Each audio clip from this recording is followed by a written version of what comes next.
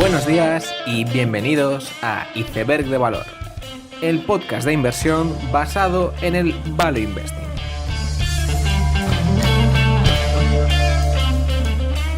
Bienvenidos los seguidores de Warren Buffett, bienvenidos a Iceberg de Valor. En esta última semana de enero se daba la noticia que Penn National, uno de los casinos más importantes de Estados Unidos, compraba un 36% de la página Barstools por 136 millones. Sin saber las ventas exactas de Barstools, parece un precio alto, pero el razonamiento para esta compra es que si FanDuel y DraftKings han sido capaces de dominar el mercado por tener marcas muy conocidas por el público general, Penn National, que son unos casinos tradicionales, necesitará de una web muy seguida para utilizar como marca y atraer a gente.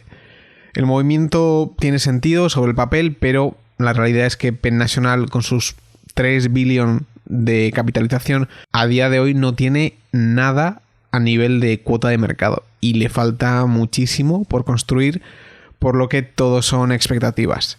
Se habla también que quizás en el futuro compren Kambi, pero veremos si eso acaba sucediendo. Por otro lado, durante estas semanas se están produciendo las presentaciones de los resultados de todas las FANG menos Google. Microsoft publicaba esta semana unos resultados muy buenos, casi en todas sus líneas. Sigue destacando Azure, que se reaceleraba en este trimestre hasta un crecimiento del 64%. Y por otro lado, destacar también el hecho de que, aunque están creciendo un 14% en el global de ventas, por la mejora de mix y apalancamiento operativo, consiguieron un aumento de beneficio operativo de un 35%. Apple superaba expectativas, aumentando ventas un 9% y principalmente mejorando las ventas de iPhones que se esperaban y las ventas de wearables.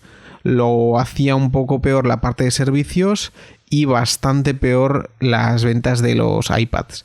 Creo que las ventas de los wearables es de lo más destacable, con ese aumento del 44%, ya que, por ejemplo, el Apple Watch es un dominador claro en su segmento. Y hasta cierto punto se puede decir que es hasta una de las razones para comprarse un iPhone. Y por otro lado, también los AirPods parece que se están convirtiendo en un producto estrella, que no está nada mal para el precio tan alto que tienen. Incluso parece que estos AirPods han propulsado una categoría de auriculares Bluetooth que está creciendo mucho en el mercado en general. Y de eso, por ejemplo, se benefician compañías como Varta AG, que es uno de los principales fabricantes de baterías de botón pequeñas y que suelen ir en todos estos dispositivos y futuros componentes del Internet de las cosas. Siempre suele ser curioso cómo un cambio de moda o tendencia puede afectar a una compañía en ese determinado sector. Los resultados de Netflix de la semana pasada también creo que fueron bastante buenos, creciendo ventas un 34% y suscriptores un 21%. La tesis con Netflix siempre ha sido que habría subida de precios y que la base de suscriptores iba a ser capaz de absorber esa subida, y parece que esto está siendo así, al menos en Estados Unidos.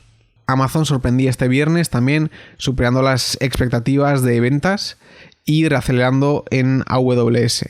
Había cierta inseguridad últimamente con AWS, pensando que podría haber una pequeña pérdida de cuota frente a Azure o GCP, y es por esta razón que estos resultados últimos con una reaceleración de AWS se hayan cogido con tanto optimismo. Para finalizar con las FANG, Facebook publicaba un aumento de ventas de un 25% y aumento de usuarios diarios en el core de Facebook de un 9%, unos resultados que parecían bastante buenos, pero que se recibían con cierto pesimismo debido a un decrecimiento de ventas en el guidance. El CAPEX empieza a tener una inflexión hacia abajo, lo que ayudará al flujo de caja del siguiente año.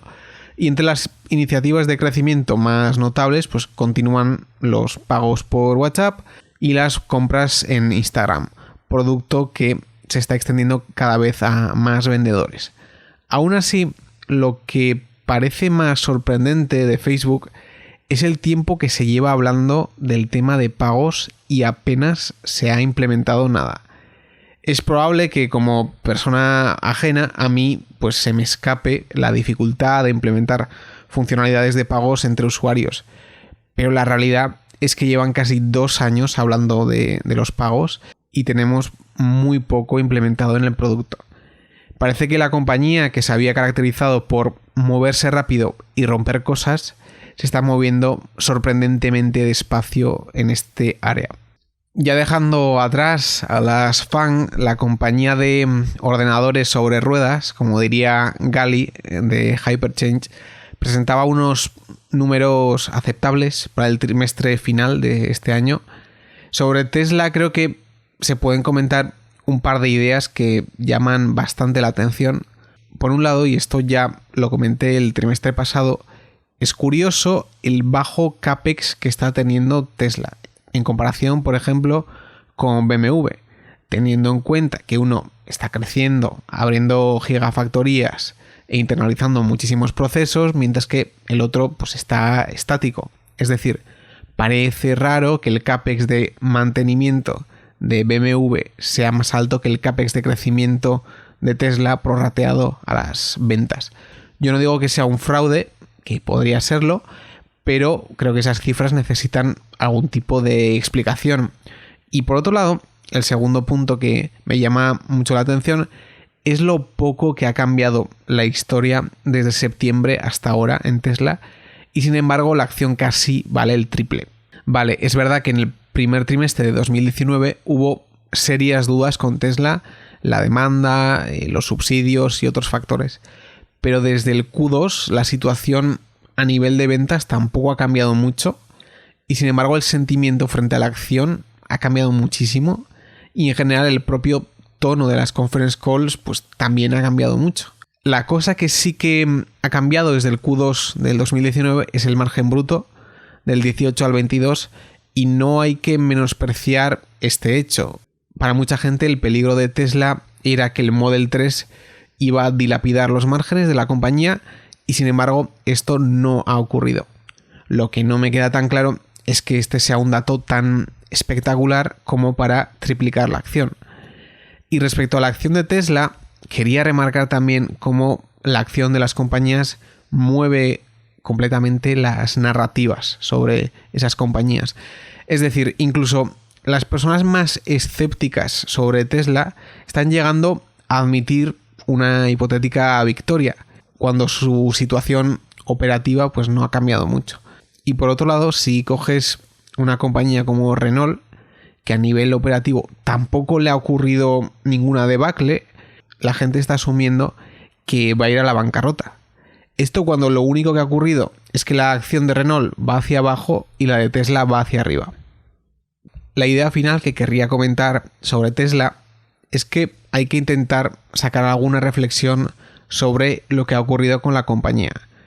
No deja de ser una empresa que yo conocía y que ha multiplicado por 3, y yo pues no lo he sabido ver. Lo primero es decir también que una compañía se revalorice no significa que haya sido un error de omisión. Solo vemos una de las realidades que era posible, y puede que la realidad en la que vivimos pues no sea el desenlace más probable en los escenarios que uno podría haber planteado. Aún así, es importante reflexionar sobre ello. La idea principal que yo extraigo es que si los datos de CAPEX son verdad, un líder carismático y una empresa con hambre puede generar productos superiores a los rivales a unos costes que para los jugadores establecidos serían completamente inimaginables. Es decir, que aunque el líder carismático no puede hacer magia, sí que puede cambiar la cultura de las organizaciones, y que eso puede tener consecuencias reales a nivel de costes, innovación y rentabilidad. Sin embargo, no hay que dejar pasar por alto que la figura del líder carismático habitualmente tiene como cara opuesta de la moneda a la figura de impostor, como es este caso. Por lo tanto, esta guerra entre el líder carismático e impostor es una que se da constantemente hasta que los resultados finales de la empresa deciden cuál de las dos figuras es la correcta. Y para ilustrar este caso, si nos vamos al periodo justo posterior al Q1 de 2019, Tesla estaba celebrando el evento de conducción autónoma y justo Gali de Hyperchange había salido en un podcast con Tasha Kinney de ARK. Y podías ver que el propio Gali, cuando hablaba de las cosas que decía Elon Musk, tenía coletillas del estilo, bueno, si eso es verdad. Es decir, hasta el fanático más convencido puede tener dudas de si el líder carismático es un fraude o no en los peores momentos. Por lo tanto, mi conclusión es que un líder carismático y compañía con una cultura diferente, pues puede hacer cosas que para otros parecen imposibles. Sin embargo, habrá momentos donde la fe de uno pueda verse probada y en esos momentos puede haber riesgo real de perder capital. Para acabar con el repaso de resultados, destacar los de Altria, que se asignaba una importante pérdida contable de su inversión en Juul. Juul era la marca de vaping que había cosechado un gran éxito comercial, en parte valiéndose de que las grandes tabaqueras tienen prohibido hacer publicidad de sus productos, lo que permitía que un nuevo jugador aprovechase este hecho para asentarse como líder en una categoría como el vaping. Así se creó Juul, un instrumento de vapeo que era muy popular entre jóvenes y en el que Altria acabó invirtiendo. Sin embargo, posteriormente Juul ha tenido innumerables problemas judiciales debido a publicidad engañosa y de dirigirse a gente muy joven. Esto se une al escándalo que hubo del vaping el año pasado, haciendo que el sentimiento frente a Altria pues no sea muy positivo. Tampoco ayuda que se haya rebajado ligeramente el crecimiento de beneficio por acción para los siguientes años. Igualmente, esta semana también presentaba resultados Harley Davidson con un menos 8% en ventas. La icónica marca de motos pues parece que no tiene la mejor composición demográfica en sus clientes y esto va a ser una losa para sus resultados en los siguientes años. Aunque una acción barata, es difícil ver cómo Harley le conseguirá dar la vuelta y volverse el icono que un día fue. El episodio de esta semana, que está relacionado con las conference calls, lo querría hacer sobre los círculos de interés. Muchas veces la gente normal, entre comillas, dice que no tiene tiempo para estudiar compañías. Y eso es verdad. Aún así, no suele ser suficiente con tener tiempo, sino que es necesario que en ese tiempo sobrante pues tú tengas la energía para ponerte a estudiar una industria o una compañía.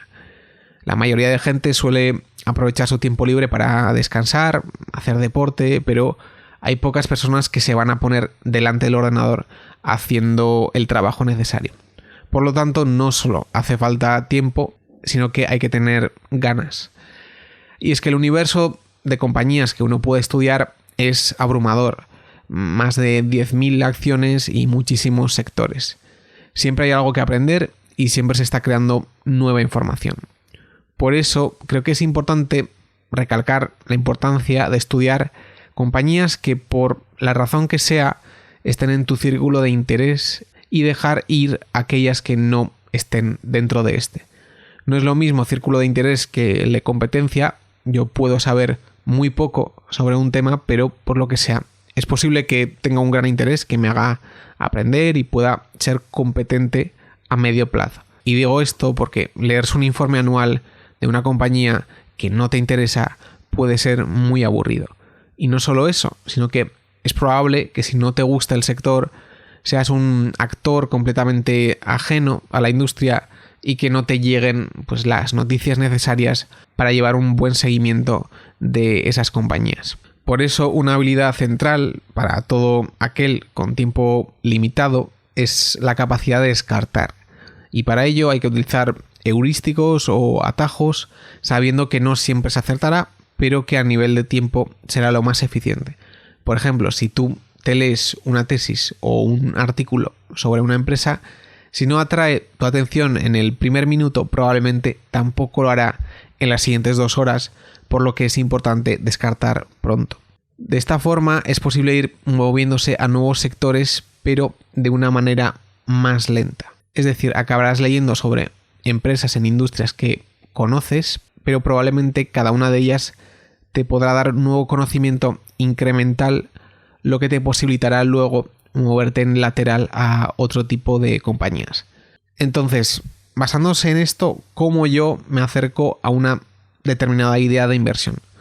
Lo primero que me pregunto es si sé algo sobre ese sector. Si no sé nada, intento rememorar si alguien al que yo respete ha dicho algo positivo sobre esa determinada industria. Muchas veces suele bastar que alguien que admires diga un concepto que te guste y que esto sea una fuente de motivación para estudiar algo. Y como tercera opción, para no descartar algo, estaría la pregunta de ¿soy capaz, aún no siendo un experto, crear una analogía con lo que está ocurriendo con esta compañía, con otra situación en la que sí que me veo fuerte? Entonces, si no se dan estas condiciones, yo lo que hago es descartar una idea completamente, porque, como he dicho, pues leer un 10K es lo más aburrido que hay. Esta semana, por ejemplo, he estado mirando Butler National, una empresa que mencionaba Dave Waters de Alluvial en su carta, pero todo parte de que él hace un resumen de la tesis y dice que es una empresa de repuestos de aviones clásicos y a la vez una empresa que opera casinos. Claro, ya eso mismo capta muchísimo mi atención. O sea, se trata de dos sectores donde tengo algo de conocimiento y además se dan en una misma empresa, lo cual probablemente no se dé en ninguna otra en el mundo. Por lo tanto, conozco la industria y por otro lado, la situación me parece muy interesante. Después de esto, voy al Value Investors Club para leer una tesis que me resuma brevemente lo que hace la compañía. No paso al 10K directamente, sino que leo algo más ligero. Posteriormente me escucho las conferencias trimestrales y las escucho, no es que las lea, porque intento escucharlas para captar cómo hablan, el tono, si exageran, si parece que mienten, etc. Posteriormente veo los últimos resultados trimestrales y finalmente, una vez que has generado tanto interés, es cuando me leo el 10K. Creo que la importancia de este proceso es que intento estudiar la compañía empleando la mínima cantidad de energía, porque sé que si lo hago de otra forma, pues se me va a hacer muy pesado. Entonces, esto está muy bien, pero ¿por qué recalco esto? En general, hay que admitir que dar la contraria al mercado y acertar es muy difícil. Pero la dura realidad es que tener razón no suele ser suficiente para ganar dinero en muchas ocasiones. Digamos que tú tienes una opinión sobre una empresa, pero tampoco te sientes muy fuerte con tu opinión. Si eres accionista y la empresa baja un 40%, es probable que vendas parte porque, aunque tengas tu opinión, pensarás que te pierdes algo y prefieres disminuir el riesgo. Finalmente, la empresa hará un más 60 y se demostrará que tú tenías razón. Sin embargo, probablemente en todo este proceso, aun teniendo razón, pierdas dinero. Todo porque no te sentías fuerte con tu opinión y esto te impedía comprar más. Por lo tanto, la fórmula para hacer dinero en muchas ocasiones es tener razón más tener confianza es igual a hacer dinero.